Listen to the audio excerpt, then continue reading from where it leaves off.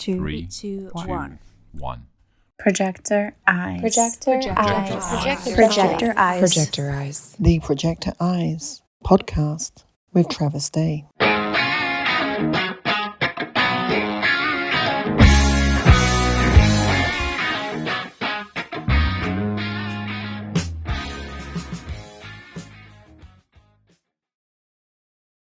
What's the private area? Your strictness? Probably yes. Yes, if you will go in a very, very deep relation with me as a teacher, Yeah, I'm strict there. If it's superficial layer of communication with me as a teacher, then I'm more softer. As more deep you come, as much more strict I become. Probably, as you said, because my teachers were strict, yes, because we coping somehow programs of people that we inspired by in our development. I believe in that. I mean, that's one of the things I love about you. I'm not much of a yogi at all, and I remember taking, I think it was just like an intro to the Tantric yoga at Astana. And it was different than any other yoga class I have ever taken. And my issue with yoga is like anything I've ever done, it's all so homogenized. It all seems very much the same. The teachers have the same voices and they do the same, it's very similar everywhere I go. But with you, it was so different and deep, and I could feel the impact of the knowledge and the way that you teach. Thank you. Yeah, and I think I remember you saying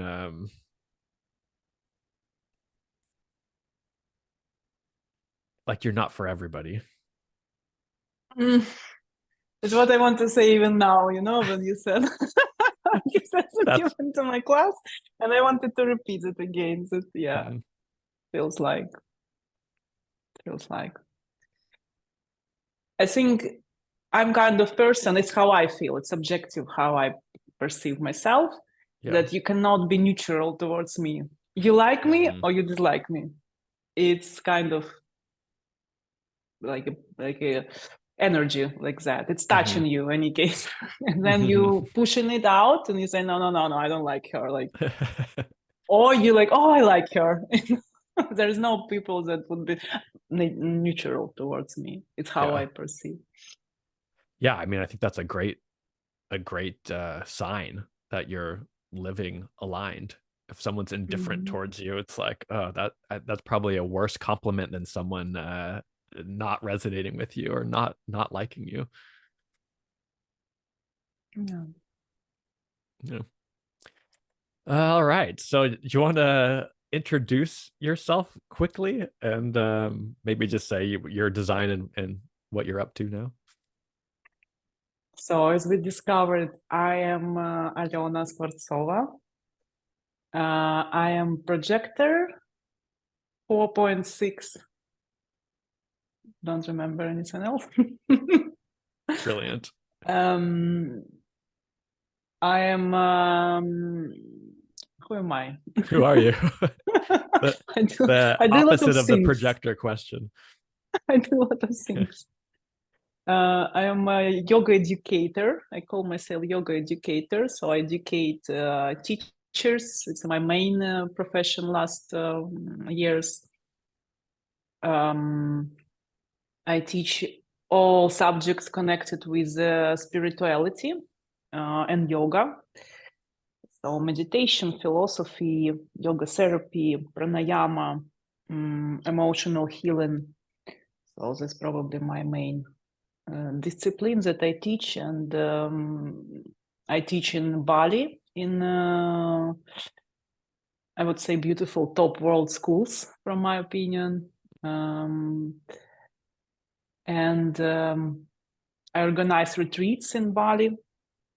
North of Bali, it's my for my heart, business from my heart that I do. I do private sessions. I have VIP private clients that I lead in a lot of years towards their journey.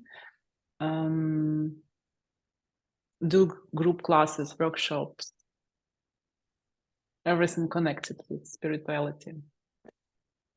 That's all probably. I was looking at your website, and then it said my training, and I'm like, this is like 2 pages of trainings that you've started. And you said your yoga journey started in 2006, I think, or 2007. Yeah, Uh, yeah, yeah. where are you from, and how did you get into this path? I'm from Ukraine. I was born in a very small city in the border with Russia, in Lugansk region. And then I moved to Kharkiv. Now everyone knows Kharkiv. When I was 16 to study in a medical university. And I would say in my childhood in that small city, I felt always like in a box. I always had like this ambition to go out of box that I already started to realize when I was 16. And then I went to bigger city, followed my sister to have like a high education. And my sister got education as a lawyer, and I wanted to be a doctor. So my mother was very happy to have like a lawyer and doctor. She has like this photo. I'm all in white, like a doctor, and sister all like in a suit. And so we were very much dream of my mother. And then there I started to when I was in my small city, I did dancing. It was like a modern ballet, classic ballet, and Ukrainian folk dance. Very strong teachers we have in general in Ukraine and Russia. We have very strong, how to say it, dancing school. It's like 3 hours lesson, 3 times per week. Physically very hard. Like you cannot walk after. So there is where my physical discipline started, from like 10 years old, and I chose it by myself. I don't know, like I was going to ask you, did you enjoy that discipline and the difficulty of it, or is that something you had to learn? it's actually what one of my friends told me about my human design, and it really resonates with me. He said that I'm a person that always want to go through obstacles, that it's in my chart. So probably that's why, like You find definitely meaning. I enjoyed it. Yeah, because I don't know. Also, for sure, you have a goal to perform on a stage after. So it's a goal. It's like it's some system where you have hard work with your body, but then you dancing. You use all that skills to perform a movement and put feelings in your dance. Probably that was motivating me. I also was playing piano and I did painting. I don't know. I was like good, very artistic genes from my mother. And my mother is very shy, and she never express herself, but she's very like artistic, talented woman. And probably that's why I get all that like, I don't know, push to perform. And body performance, like a movement, it's still what I love. I'm still dancing when I have time. Like I came to Berlin and I'm going to contemporary dance again. I'm the worst dancer in the group, but I don't care because they come 1 time per year and then I do 2 classes and but I enjoy this kind of moment when I dance. It's a meditation. I forget about everything and I just can express myself. It's a bliss. And probably that bliss I already knew when I was 10 years old. That's why you could work with your body because you know like why you do that, because you want to do difficult movements and to be one with the groups that do also the same. It's a community feeling. And my teachers, I was in love with my teachers. That is very important for me. Like very talented, beautiful two women. Probably was my first teachers, that I was very much involved and inspired by them. So yeah. Where we are, I lost. You're lost in the dance. It's really nice to watch you speak about it. I can tell you love it so much. So this was simultaneously while you're going to medical school or while you're going to? No, before So medical once you school. Then okay, then I moved to Kharkiv, a bigger city, gotcha. and I got depressed. Because I don't know, this like separation with parents and with my home. Even I had older sister in this big city and medical university. I would say now I can see that it frustrated me, because I had this perfection idea that I should be the best in learning and the best student. Got it from my family. Because my mother, father, and sister were always the best in their study, so I got this like kind of program. Believe that I should be the best, and medical university was very hard for me.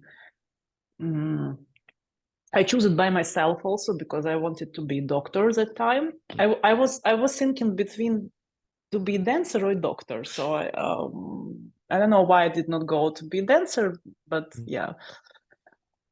And what was that decision? Was that are you serious that you were contemplating dancer or doctor? Like dancer was a real path for you? Serious, I don't know. I was so unconscious at the time. It's difficult to remember even how I made the decisions. I remember that my family did not like push me much here and there. Like my mother and father gave me a lot of space to choose what I want because I don't know. Me and sister we both were strong personalities, so they did not have like problems or fears that we would not choose anything because we were very active and like But I think I remember that I had like a big book of like classic ballet at home from my mother. And I love this book. Like I tried to repeat like what like there was some exercise, like some movements inside. Why I did not even get a thought to go to big city and try to become a dancer, I don't know. I don't remember that. Probably I could not believe in myself that I could become a dancer or something like that. And doctor, somehow I believed that I could become a doctor. You know why? I remember now. Maybe in dancing, I was never like, I was a leader of my group at the end of my dancing school, but I did not get enough support of my talent in dancing, probably. My teacher was very strict. And she probably sometimes even like pushed me down. It was her like way of teaching. Even I become one of the best at the end, but it was like through like in a gymnastic sport, it's through up and down, So probably I did not get this enough support of that I'm talented in dancing. And honestly, I don't know if I'm very talented in dancing still, because when I dance now in Berlin, it's like we don't know. The feeling in your body is maybe I think it's the same as in yoga. I would do it through a lot of discipline and like I can push if I want, like very like unlimited physically I can push myself. So I did this in yoga actually lately. What I would do in ballet, I did in yoga, in a physical aspect of yoga. And doctor, I was supported to be a doctor because my teacher of biology was in love with me. Doesn't surprise me. She's like, Alyona is a genius child. Alyona is a genius child. Like, she would be the best. Like, you see, she's like a goddess. Definitely supported me so much. And I went to I don't know how to say in English. It's like when children come and do some scientific competition. So in biology, I always was the best. And I did like some, I was the best in some scientific competition. So in this field, I felt probably very confident that I'm good in this. And I read a lot of scientific books about like theory of Charles Darwin and health. Somehow I was like diving deep in biology of human body when I was in school already. So my books were very like, it was not a romance about love. It was about internal disease, like monkeys, like evolution. I loved genetic very much. I started to read about genetic and cells. So probably because of my teacher supported this, I get confident, and I was thinking, okay, because I love biology, I would be a scientist in genetic or a doctor. And then I could not pass exam in a genetical university. I did it, but they did not take me. And but in medical university, I passed exams and I studied there happily 6 years and 1 year internship. Mm-hmm. And what was your degree in? I'm a doctor of physiotherapy. And because, like, so let's come back to the story that I came to Kharkiv to be a doctor. So I went to medical university and I get depressed. I get frustrated because of so much learning and new city. And now I know that I'm slow with adaptation. I trained my adaptation like already 36 years, but it's still like when I come to a new place, I'm contracting. And that time, this contraction took 1 year. So I stopped to be creative. I stopped dancing. I stopped do any art. I was just reading, learning, and my mood was like lower, and lower. And I kind of have a regret now that I did not. I stopped dance, but I don't know. No one supports me probably in that field. And then my sister proposed me like to do yoga. She said, let's go to do yoga because I see that you feel bad and you need some support. So I know like some place, let's go together and I will show you, like, let's practice yoga together.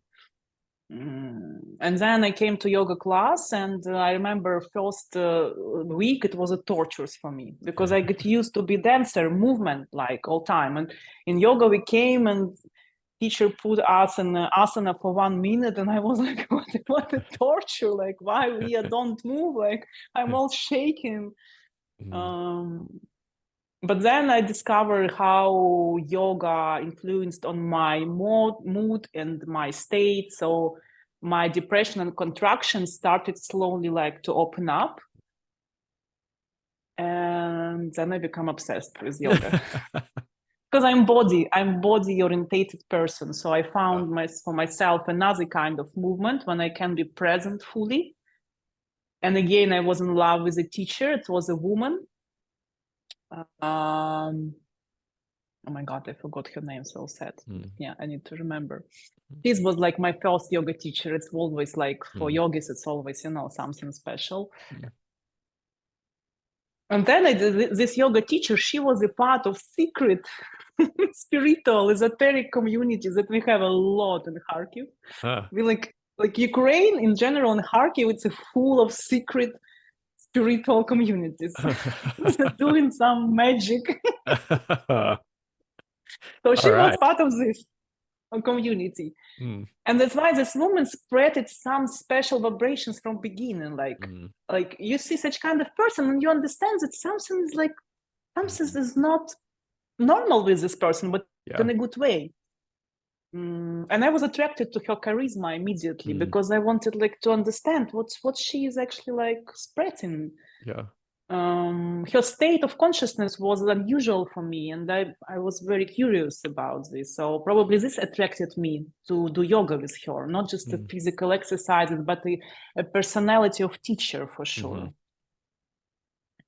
And I did yoga with her 1 year, probably just in a fitness center. It was just not even yoga studio. We didn't have yoga studios at that time in Kharkiv much. Did you ever go to, what are these underground secret spiritual communities? What witchcraft is happening in there? For sure.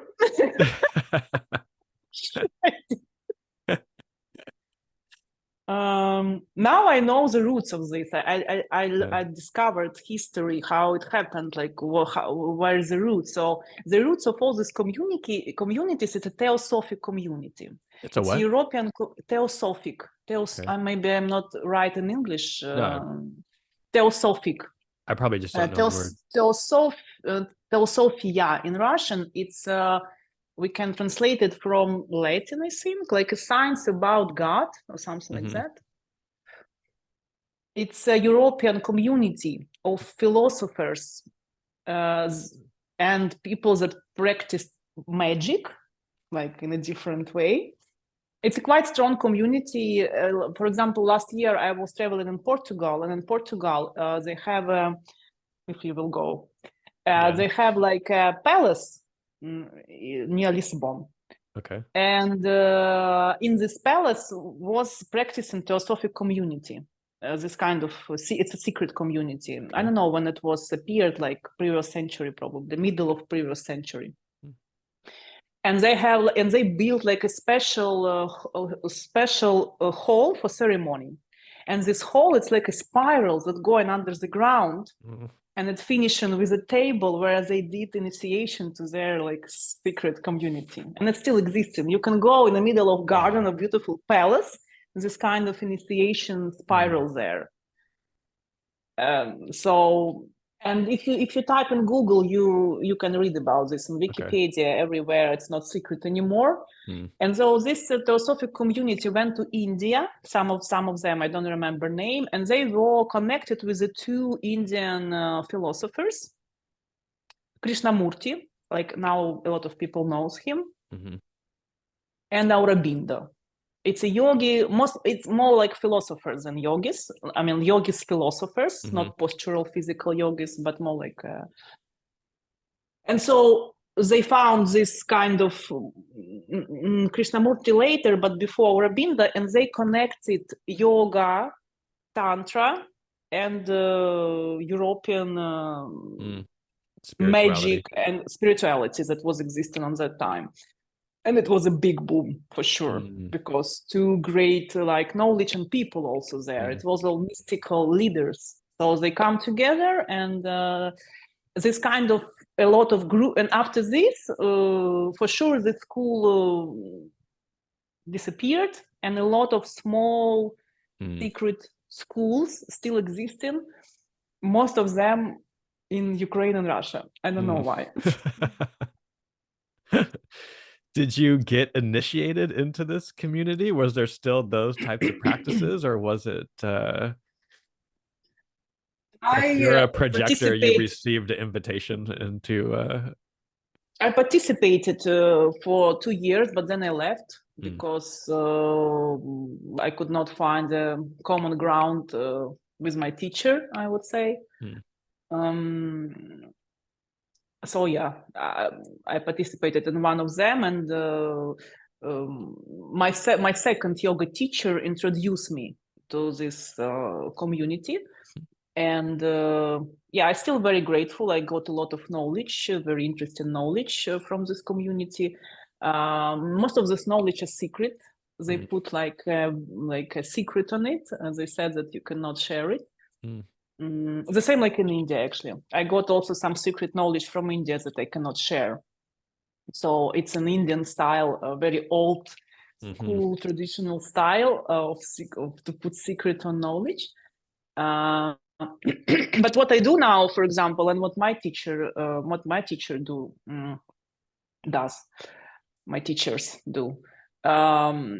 that you take this kind of secret knowledge, you practice with this knowledge, and then when you get new knowledge from secret knowledge, it's already yours, so you can share it.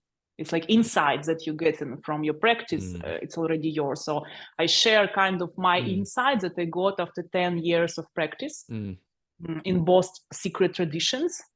And I create new kind of techniques and knowledge, but it's based on that secret knowledge. I love that. It's like you have to take the knowledge and embody it and make it your own, and then share your spin on it. I think so many people get caught up in like the repetition of quotes or of teachings or whatever, and they haven't fully integrated it or embodied it, and then when they go share it, it's lacking the original essence of it. In a way. Yeah, it's what you tell, that you hear that everyone talking the same quotes in yoga. It's because people don't have enough techniques and time to practice with themselves. Yeah. So we just repeat each other, but it needs time, and usually it needs discipline, trust to tradition. And also it's boring practices, because it's like you take one technique and you practice it for years. And we are lucky now that belief and trust and discipline, I don't know how it works. But for example, I cannot, I already can teach some of these secret techniques, but I cannot teach no one, because no one can take it. I mean, I have 10 students from thousands of my students that was passing through me. 10 students, but it's normal for such kind of knowledge. And I'm happy that I have those 10 students that can take it.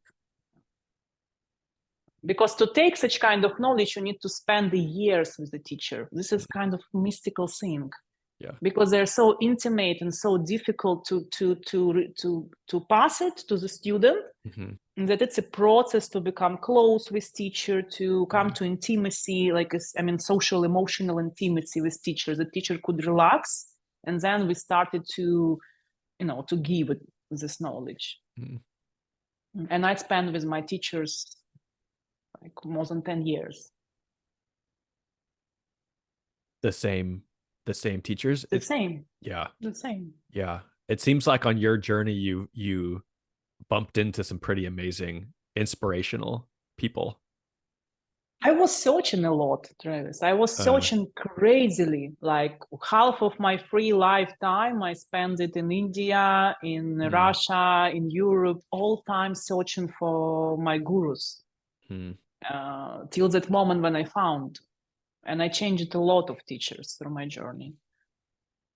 I mean, some teachers gave me a lot, but then you feel like you just over it. So you want to find a new soul to inspire you. But there is one teacher somehow, I would not say that she is the best of the best, of my gurus and teachers, but somehow karmically, I'm spending with her last 10 years. So this is a main teacher that I follow. And she has 3 students. Because no one can get her so much. I tried to invite my friend to her, but she has quite difficult personality, and she you need to go through it that you learn with her. It seems like there's something in you that does love the struggle or the difficulty, or I just see you're so deep. I remember when we met in Bali and we were chatting, and Tantra came up, and I was like, oh, I know about Tantra. I do this sex magic meditation in the morning, and your face was like, oh, this poor person has no idea what he's talking about, which I fully accept and understand how these words and these philosophies lose their meaning over time when people are just repeating stuff and then marketing it and then trying to make money with it.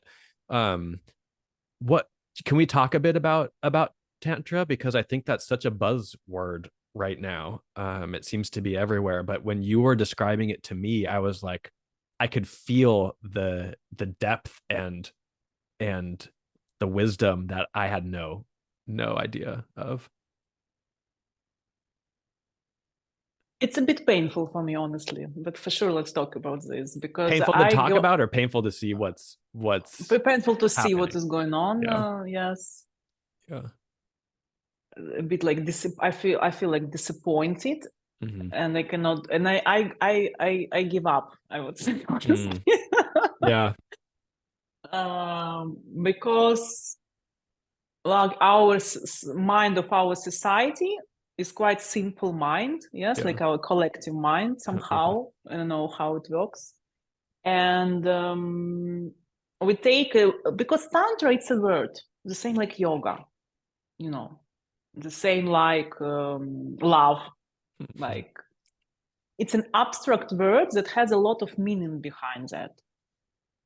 And for example, if we take word yoga, we think that yoga, because with yoga it's easy to explain. Yes, then I come to Tantra. When I say yoga, what do you imagine? You imagine that we do some poses. Yes. But if we started to learn philosophy, we will understand that yoga, it's some poses, but yoga, it's also connection with yourself, and yoga is also philosophy. And yoga, it's also just a word that means connection, actually, from Sanskrit, if the direct. And before yoga became commercial, all this definition of this word were used and alive. So yoga had like a deep depths. Now we lost it because, like, I don't know, people don't want to read and they don't want to learn about history, and they don't want to understand the deepness of like such kind of terms. And so we're losing it. Yes, and when you say yoga, everybody imagine now postures in yoga studio. Yes. The same with Tantra. Why do you think that is? Because I mean, human design's been around since 1987, and you can see it happen with that. It's, you know, so I can't even imagine a word like yoga or a practice like astrology, how much is lost over that vast amount of time. You think there's just too much stuff available to us? Yeah. That's why they keep it secret, because because it become popular, it become business. So a lot of people come in this tradition, and when a lot of people come in, the value of tradition lost, and it's simplification comes. You lose the it quality. Become more and more simple and losing quality dramatically because we want to sell it more and more people. We make money on it. And to make money, you need to make it very simple. Like cut everything and make it very simple. It's what they did with yoga, because yoga, it's a part of Tantra. Nobody even my teachers don't want to talk about this anymore. Everyone just give up and forget about Tantra. You know, even Tantra original teachers, my teachers would never accept that they are Tantra teachers. They would not say it to you. It's just like, I know that they're Tantra teachers because I research this topic, and I know what about we're talking and what is the difference. But when Indian gurus sell yoga to Western world, mostly to America actually, and Australia, they already cut it because they wanted, I don't know what they wanted, to make business from it or make it popular or fit it to us, to Western people. And they already cut everything, like a lot of secret techniques, philosophy, and just gave us asanas. And we took it happily, and we created a big business out of it, a huge business. It's a wellness industry. It's not a spirituality. I mean, it is spirituality, but it's like, you know. I think that wellness industry, that's such a great term. It's a wellness industry. Yeah. I don't know if we should put this recording out because I'm so critical towards wellness. This is the perfect place to let it out. I feel like I will be burned. I agree completely with everything that you're saying. It is interesting to watch when things get turned into an industry, how you lose. The same with Tantra. But so Tantra has a very dramatic history also. Because Tantra is in a denial in India, because it's connected with sexuality. So India just like we don't have Tantra, we never had Tantra. No, this like sex is like it's sin. No, it's dirty. We never did Tantra. Nothing happened in our country. And is that where it comes from? It comes from that if we like, I traveled in the south of India where Tantra was developed because it's warm It's warm. country, and it's warm. You know, Yeah. on north of India in mountains, there was not, you know, there existed Tantra, but not as essential as on the south of India, because it's like, it's not so hard condition for living. It's a lot of fruits, it's good harvest, and it's warm. So it's like in, you know, in Spain or in Italy, it's high libido in sunny countries. When you're in the mountains and it's cold, libido is not so high. No. It's my, like, I'm guessing just, yes. So but when I traveled there is a, you know, this very famous old New Age Tantric practitioners know Khajuraho temples. It's like our place of like where we think Tantra was born in, I don't know, 13th, 14th century. These temples are covered with sculptures of group sex and sensual sex. So it's different interpretations why, but there is interpretation that I like, that it shows that it was the sexuality was part of religion. That is nonsense. Not nonsense. I mean, in Europe, it also was a part of religion. Like if we read books about sexuality before Orthodox Church came, when we had a lot of gods, sexuality was part of celebration of harvest.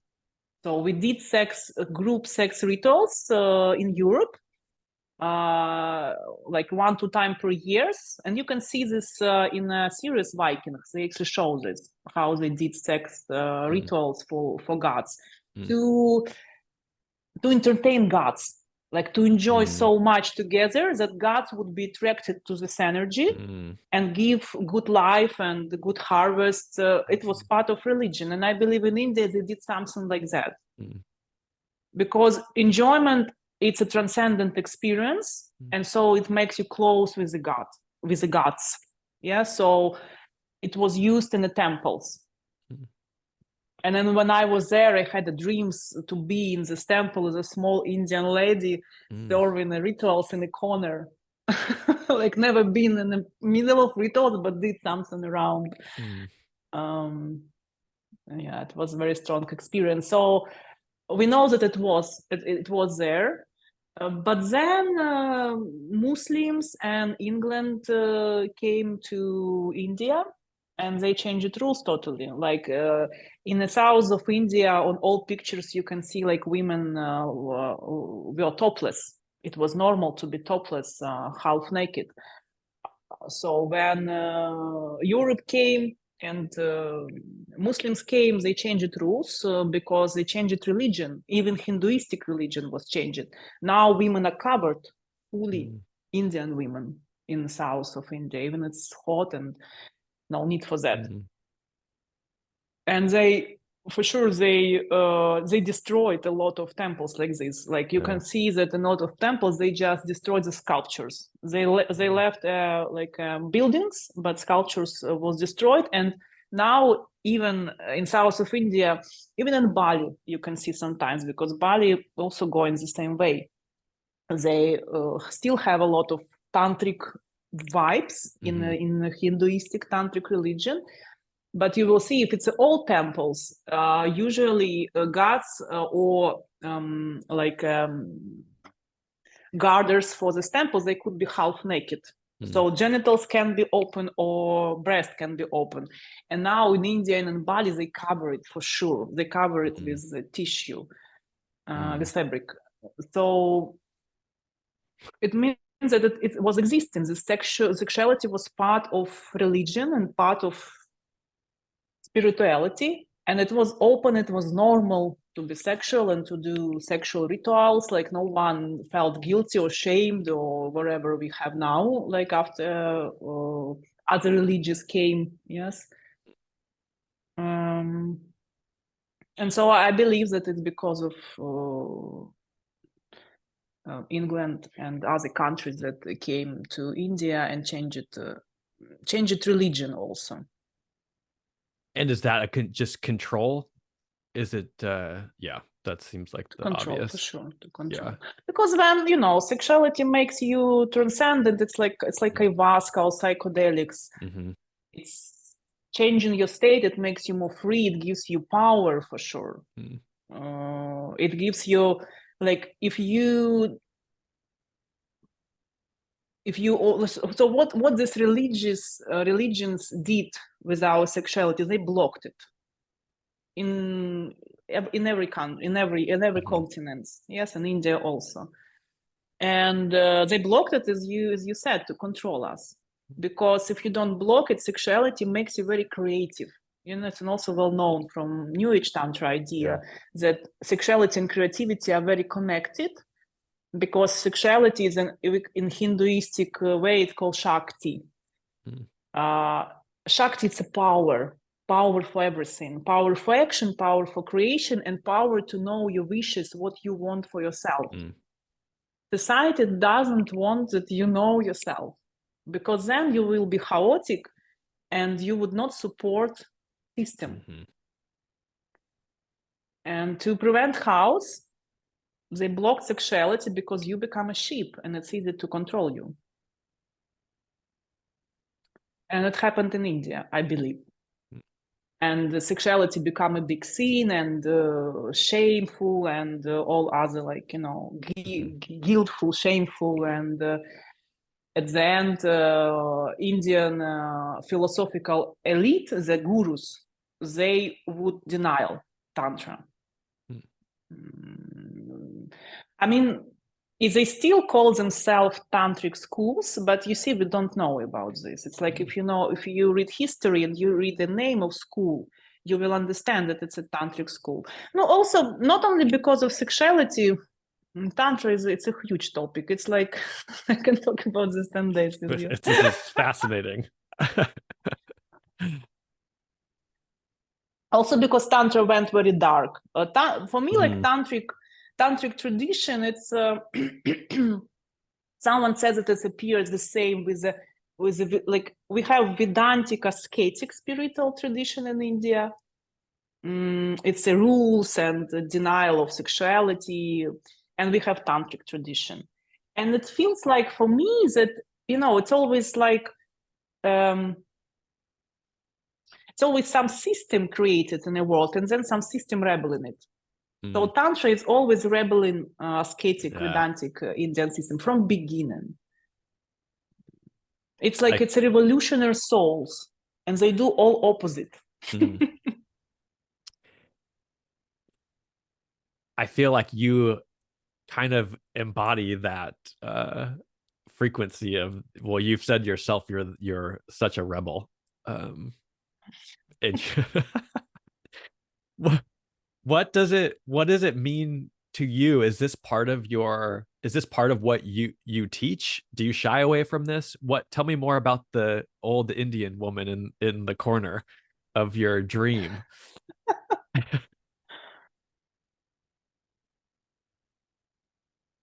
I think it came from I don't know,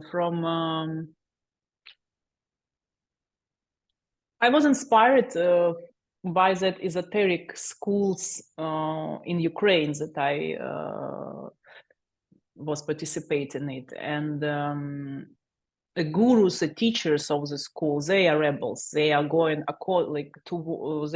it's quite tantric. Yes, it's quite tantric quality, to go against common rules and to see what happened. And then when you go against these rules in the right way, for sure, you don't want to break harmony of society, but you do.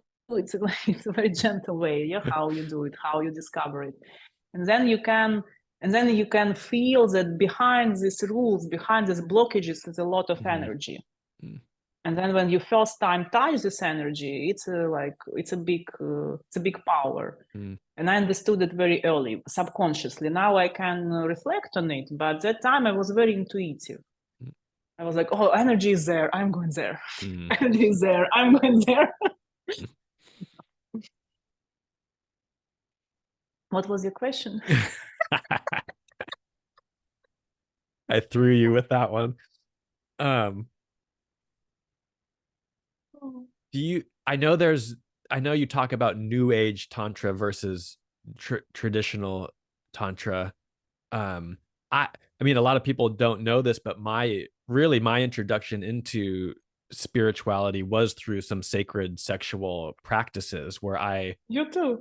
yeah, but not in the depth and the tradition and the guru way that you've discovered it, but I still was able to understand that, wow, we've really got sex wrong in our culture and our society. And I never knew that. It took me a long time and to discover these teachings and to feel people who had unlocked those parts of themselves where I'm like, oh my God, like you were saying, I feel there's energy there. Like I want to go there. It was very much why these people are so different. I don't know why they're different. I don't know why it's making me uncomfortable. I don't know why I feel this energy, but it's so different. And then realizing that, wow, we're lacking intimacy. Like you were saying, it's that connection to desire. What do I want in my life? And in human design, the sacral is the prime motor and function of our bodies. So that was kind of like my intro into spirituality, which was amazing because I realized if we got sex wrong, then we got everything else wrong, because this is where it's the most basic, the most simple, the most primal. It seems like the most obvious, and it's been closed off, which limits everything else in my life. And when I started to explore that, I really started to see other areas of my life change just because I was learning to be vulnerable and to tap into those parts of myself. So what is do you feel like this is part of your purpose? I know you teach what you call tantric yoga. I don't know what that is. I have so many questions, and I still want you to explain what you got from that dream of you that you had in India, because I feel like there's something there this that Indian you woman don't in want the to say. corner. That's what you're talking about. Indian woman in the corner. So step by step. That was a Yeah, lot you of questions. give me I'm a lot of sorry. questions. Yeah. Let's start with Indian woman in the corner. What I got from it,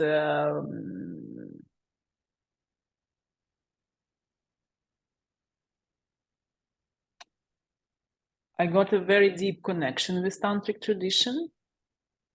I mean, I remembered like somehow, yes, that this is very, very, very close to my soul. And every time when I enter any kind of tantric community, school, or like sexual things, for me, it feels familiar. I don't feel shame in this kind of field. That's what I got. That, like, for me, sexuality is something that I know somehow. And from this dream, it's a mystical belief that I have, that I know it from past lives. Yeah.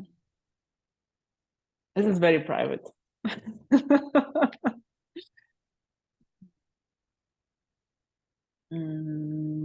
We can always edit things out if you don't want me to share them. So no, it's okay. It's okay. I mean, as a scientist, a philosopher scientist, because I have a very strict teacher, I could not say that it was real, that is real. We don't know, like, we have past lives or not, but it's not, it's good to say that it really like built some belief inside me and some feelings that I'm connected.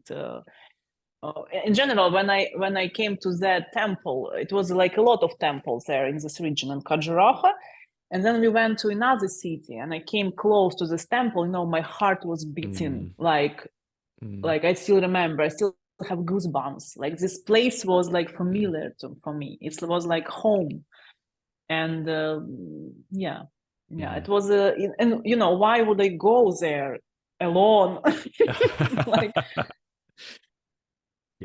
just to see this temple. And then I had like it gave me it's through this dreams I got my power back.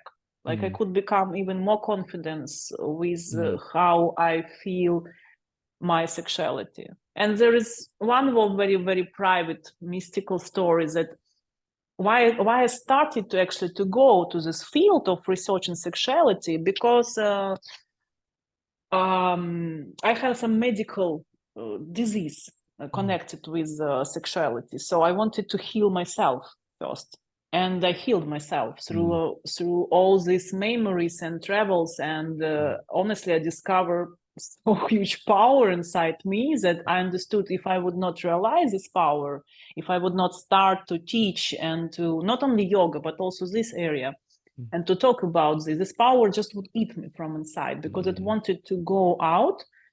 And these dreams like showed me how deep this power is, how like many reincarnations it was built. Yeah. And yeah. So it made me know who am I on an energetical level, I would say. But still never was in the center of ritual. That's how I remember. So now I'm going like more teacher, you know, like I'm still like in the process of like understanding if I want to be tantric leader or not. I'm still like, it's a moment in my life and I'm like, you know, should I still stay in the corner because like should I be in the center of the room? If someone's invite me or no? I love that you said that there's that power inside of you that wants to come out, and if you don't let it out, it can eat you from within. I so resonate with that, and I've had experiences in my life where, like you were saying, this is a past life thing, or there's just so much familiarity and sensation and feeling in my body. It's why am I here? It seems I don't believe in coincidence anymore. Some things just seem too good, too right. What is your power saying? Are you going to be on the sidelines or the middle of the tantric practices? I don't know what my power says to me. I do a lot already.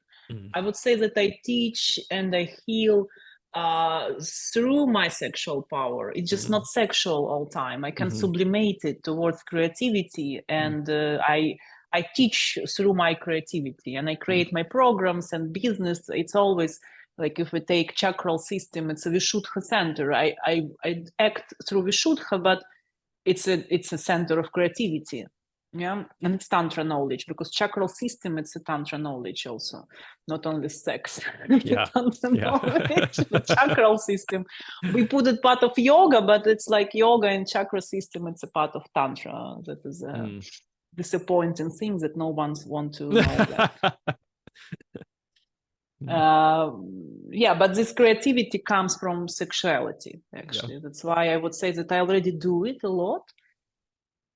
It just my question is for myself now if I want to go to New Age Tantra. And like one of my foot is already there, my other foot is not there. This is the middle. This is the center of tantric room now. Like if I want to be a tantra teacher, then I should go in the center of the room, and there is New Age Tantra. You know, because old school Tantra, traditional Tantra, it's in the corner. No one sees, no one see it, no one know it, and it's okay for me because I practice it for myself, and I teach privately some people, but it's not like a public. It's not a open system that I do. I tried in Bali and Istana. I did my experiment for integration Tantra in yoga. Tantra yoga teacher training. I did 50 hours. I don't know if I repeated. I don't know. How did it no? I don't know. I mean, it's still like some, I don't know how to describe it, some conflict inside me. I still cannot release it. I don't know. Interesting. I'm thinking to go to learn New Age Tantra teacher training, just to because I practice traditional Tantra, but it's different from New Age Tantra. Who brought New Age Tantra? Osho. Like all New Age schools, it's Osho vision. Very unique. a lot of new things. And I could say that he is also tantric teacher because he has all that qualities. Rebel, very, very creative, sensual, sexual, but he created thousands of new techniques, of new techniques. Projector, yeah. Great cult, like also other new age tantric leaders all created cults. I don't know, like, what is going on. 90% of them abuse students. It's a bit scary for me to enter that field because it's so like uncertain and but it's calling me somehow, but I'm very slow in this way. Like that would have been a fun cult to be a part of, that's for sure. I don't even know. I have my private clients that I teach tantra, also sexual tantra, but it's also my own vision how I teach it, and I don't know if I'm ready to open it for big groups because it needs simplification again to make public teaching. It needs to be changed, and I'm still like. I don't know if I want it, like if I need it or not. So I'm in a moment of discovery. So is that what new age really means? Is like there's just new techniques and new ways of bringing the teachings that fit more with modern society, or maybe more available to a good question to people? I become much more like, I would say, last half a year, because we wanted to make this podcast like 1 year for ago, like a year. I changed my perception of New Age Tantra. I was very critical. Now I'm not. What shifted? No, I'm not.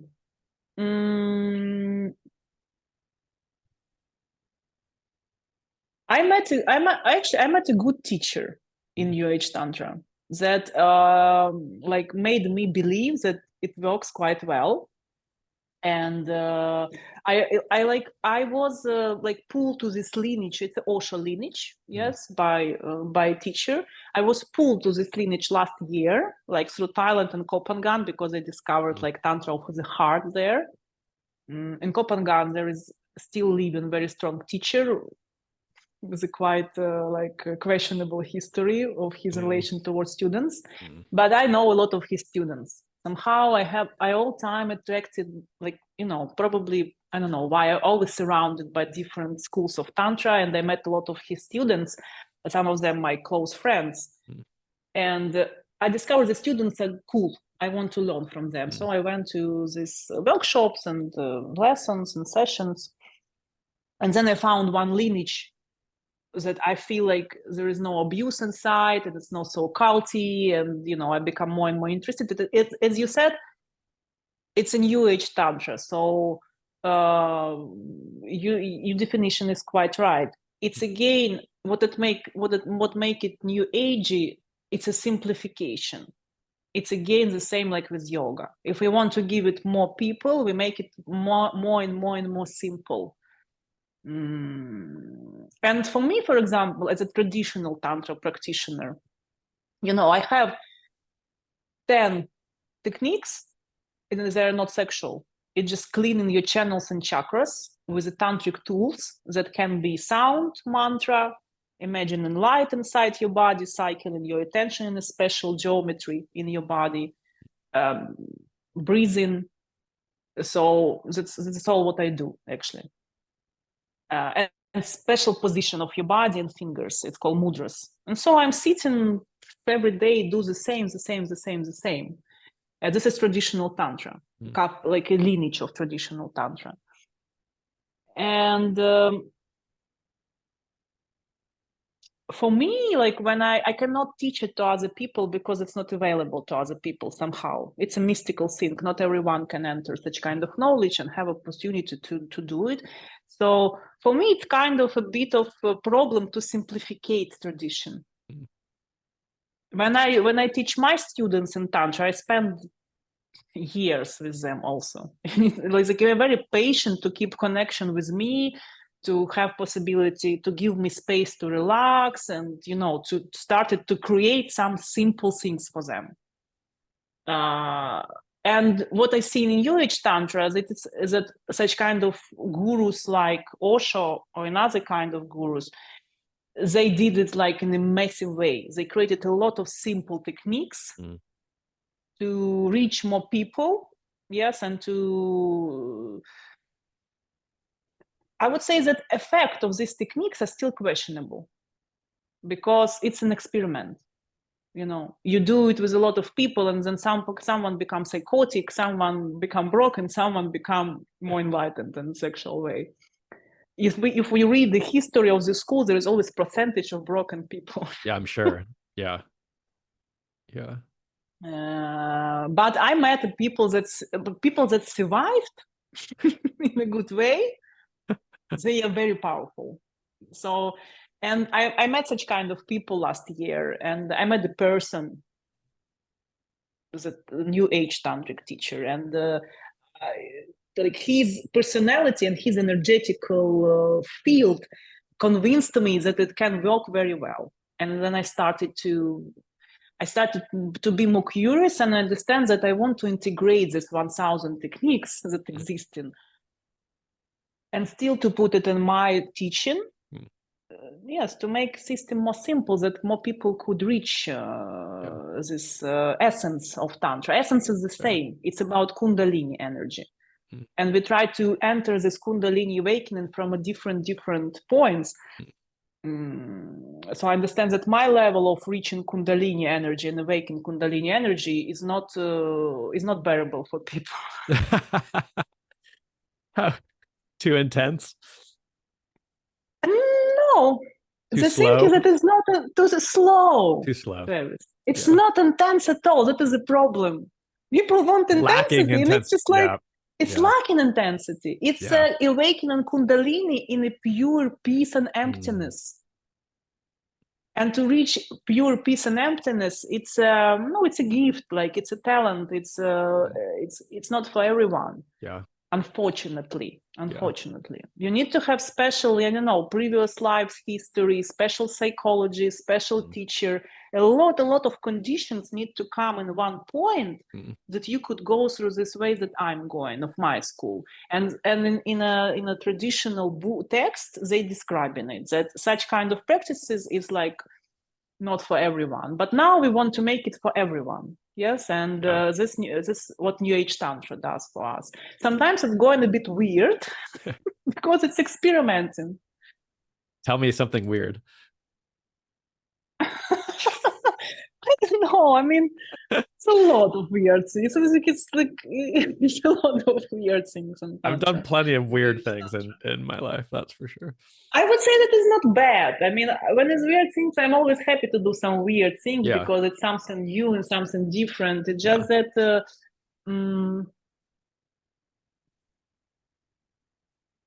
like a New Age Tantra built on intensity.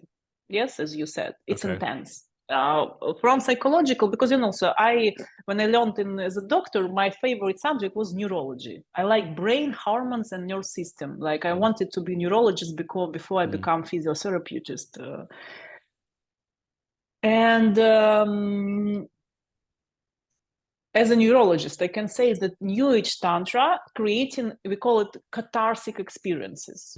So all experiences built on sympathetic system, flight and fight. We all time pushing sympathetic systems through breathing, through dancing, through shaking, through screaming, through weird things. And the thing is that sympathetic system is already activated because of our, I'm like,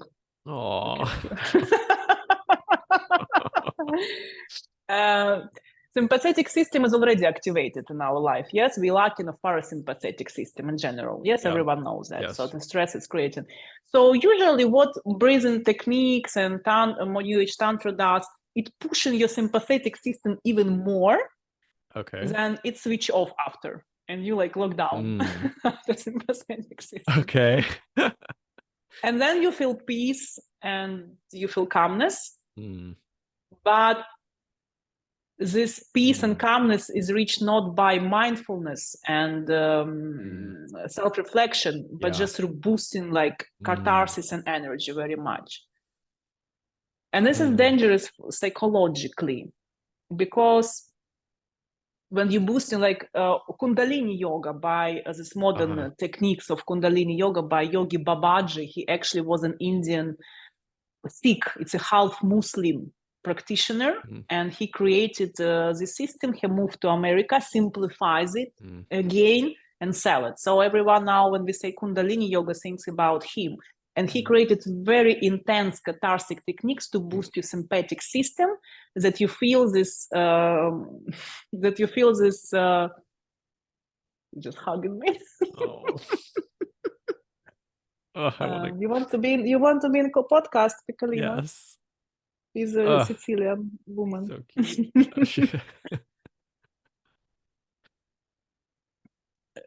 He created this cathartic techniques that boosting your sympathetic system, because it's much easier to boost sympathetic system than reach parasympathetic system. Yes. To reach parasympathetic system, you need a lot of time. It's slow, as you said. And for our modern brain, slowness is not something that attracted us. Yes. So to sell system, you create a sympathetic boost. And this kind of cathartic technique, they really change. They also change in your state, and they created some.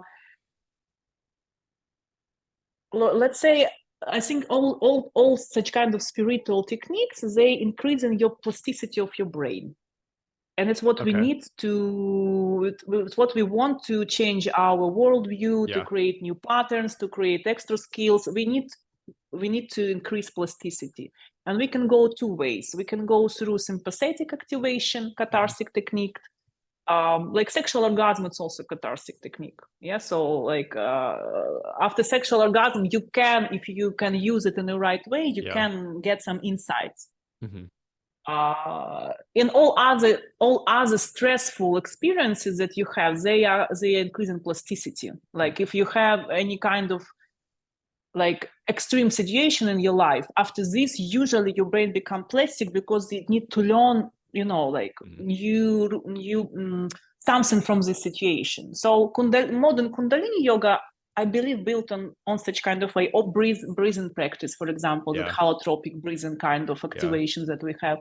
We boost in sympathetic system to create plasticity in our brain, and how we develop spiritually. Yes, we also can release some emotions, cleaning a bit our perception. But the problem with it that if it's already very activated before because of your stressful life, you can become psychotic. You can start to see visions, or your mood can become very fluent, or like it's a lot of side effects that we have, and a lot of people have it. Traditional Tantra had such kind of techniques, but it always were balanced with the discipline and meditation and self-reflection, where you also can develop your parasympathetic techniques, that it would be balanced. And if we take like some of like traditional Tantra school, it would be maybe 70-80% of parasympathetic techniques, when you just sit and meditate and do some boring stuff. Slow, boring stuff, not intense, but opposite. And then you need to go to this layer of boredness and like, wow, how much is bored. And then it will open some new levels there also. Yes, that would be quite spiritual and transformative. And then 20-15% of cathartic techniques, because you don't need to boost yourself so much. And I know people that say that after, learning with such kind of spiritual leaders like Osho or other leaders, that people could not sleep, for example, or could not manage their life, or, like they don't know what to do with these extra voices in the head or extra visions in the head. It's just like we activate nerve system so much, it becomes so like sensitive, but we cannot control it. Yeah. And this is a danger somehow of these techniques.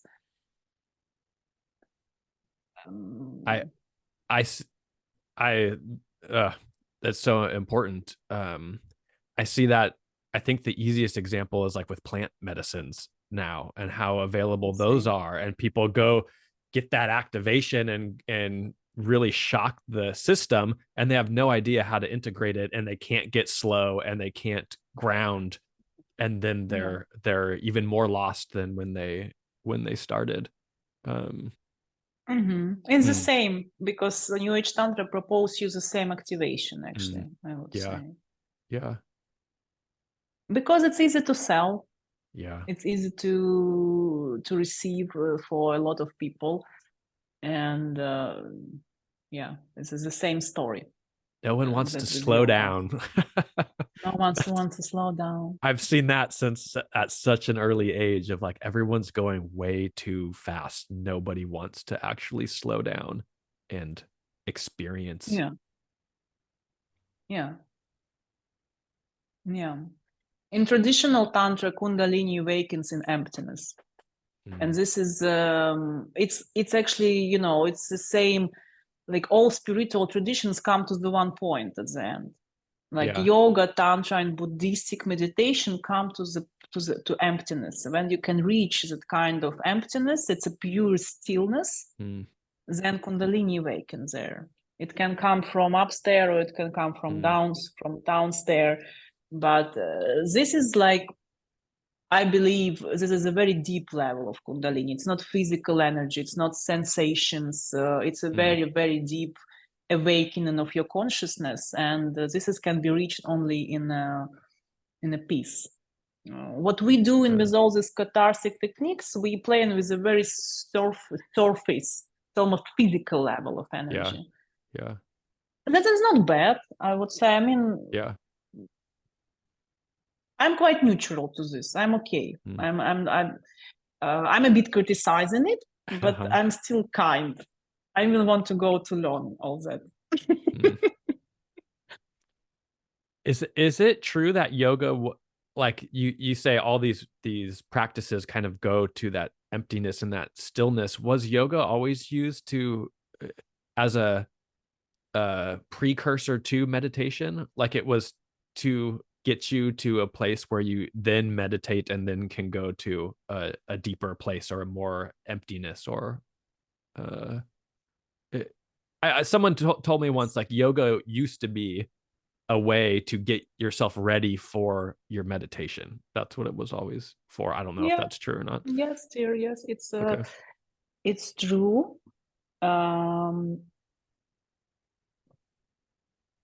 true. Yoga, like postural yoga, I call it. It's a yoga that includes physical postures. Appeared not so long time ago. Like, I don't know. I'm bad with dates. Like middle century. 15, 14. And it appeared like a very specific discipline, actually, even not for meditation, but the goal of meditation was a Kundalini awakening. Gotcha. So yoga was actually appeared as a postures to clean your body, perception of your receptors, sensuality. They would call it cleaning your chakras and channels. It means that you become more sensitive towards what is going on inside you. And then you would do a lot of postural yoga, and it would be very disciplined and very hard. Like in traditions, they would put you 3 hours in one pose, for example. You hold one position of 3 hours, you don't move. It's kind of meditation for no movement, actually. So you create a lot of disciplines that your front brain, it's a willpower here, become very strong, like abnormally strong. And then after this, you will start to go to catharsis techniques to awaken Kundalini. But when cathartic experience will come, you still can control it, and you still have a lot of will, rational power to manage this energy. So first discipline and strengths, mental and physical, and then they would do different cathartic techniques with you. And postural yoga wasn't this system. It's hatha yoga. Yes, we call it now.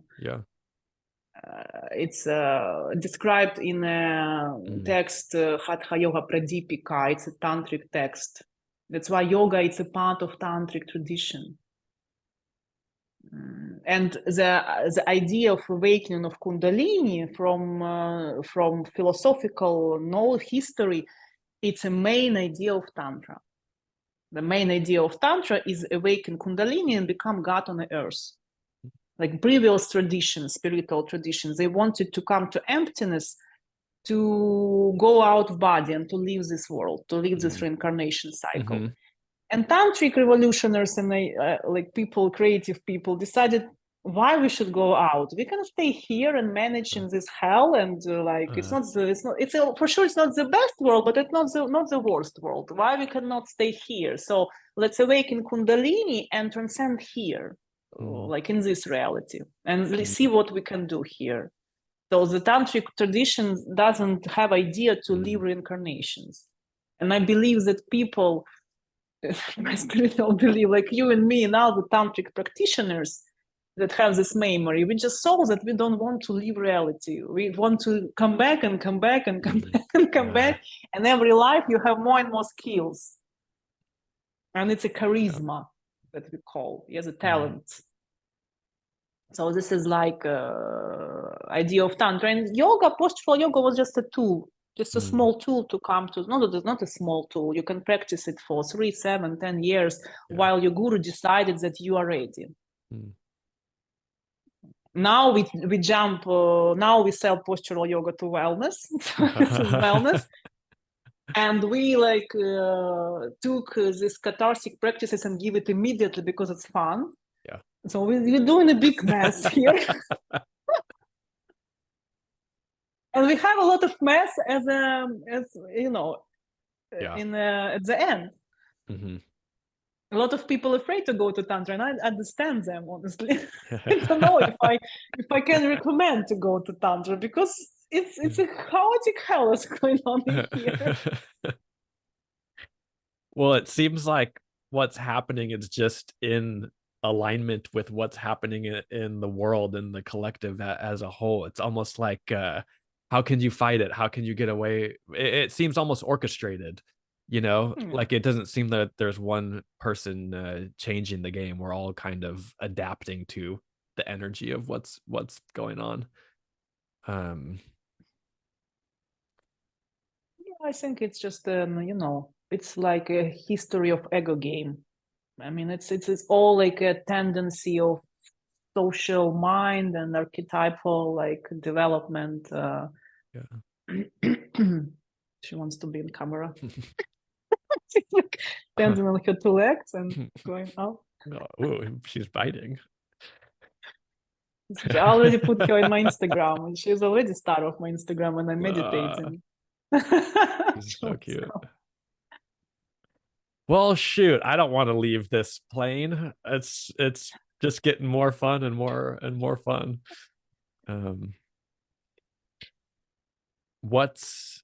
Well, I don't even know if I need to ask you any more questions. We can go on for another 3 hours. That might be a good place to leave it. I just want to say that your depth and presence and like groundedness and your strictness and your energy, like everything about you is so unique and amazing. And I feel like you are such a rare keeper of this deep wisdom, and I'm really excited to keep learning from you and talking with you and getting to experience the things that in a new age way that I can handle. So yeah. I'm thinking. Thank you. Thank you, dear. Thank you. I'm thinking to do retreats in Europe, like integrating yoga and tantra. I will do it in a couple of years. So welcome. What's alive for you right now? What are you working towards? What do you want to leave people with? From our conversation. Yeah. I want to say thank you for your deep vision of me, for inviting me for this podcast. I feel somehow closeness with your soul. Mm. So I think we are somewhere. In Maybe a it was past in the life. opposite corner. Maybe it was in the opposite corner of this temple of a small Indian man, and we were greeting each other from corner to corner, something like that. I feel that. Yeah. So yes, it's a pleasure to open up. I'm always happy, you see, to talk about such things, and I feel like there is something in that I should keep this knowledge, this traditional knowledge, to protect it a bit and to save it, that other generations could also go deeper. Yeah. And so thank you so much to give me this opportunity. And for our listeners, I would be happy to see you on any kind of my mostly retreats. Yes, if you want to enter deeper with my teaching, is mostly I do it on my retreats. It's a Buddhistic Vipassana retreats. I do meditation retreats, and soon it will be Tantric yoga retreats in Europe, I believe. So this I invite you and all our listeners. And what's your Instagram and website? Where can they find you? You can find me on my Instagram, Yoga Skvortsova. It's not so easy surname. I'll spell it in the notes. And then in my bio link in my Instagram, you can find usually all my projects and my what I do, like private sessions, everything there. You can find. And you're going to be, my sister is heading to Bali in May, and I think you're going to be one of the teachers to assist her in her training at Astana. Oh yeah, in June. Is that true? In June, yeah, in June. Yeah. So excited for that. Yeah. Cool. Thank you so much. Well, if you're willing, I'd love to have you on again and continue this conversation, because you're just a wealth of knowledge. It's amazing to talk to you. Sure. Yeah. I'm projector, but you're also projector, so I don't know how we managed to meet another time. We don't need an invitation when two projectors come together. That's for sure. Yeah. Okay. Yeah. All right. Till next time. Thank you so much. Yeah. Till next time. Thank you. Thank you, dear. Bye-bye.